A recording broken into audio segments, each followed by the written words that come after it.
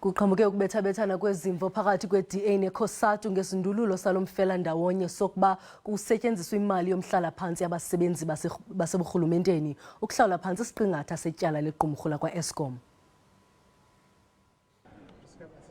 iCOSATU ithu Eskom ubaluleke gqitha kuqoqosho lweli baqhuba bathi ngenxa yobankenenkene kwemeko yoqoqosho lweli kunyanzelekile ukuba yiPIC ingenelele. Look, the PIC money is invested in the economy across the nation.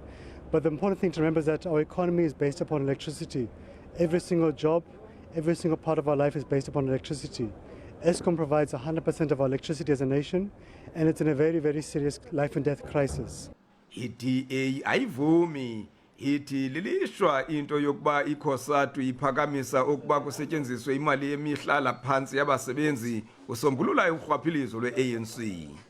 We are absolutely going to oppose it, and we call on every single civil servant who is a member of the Government Employees Pension Fund to help us oppose this, because it's their money and it's being taken from them without ever asking their permission.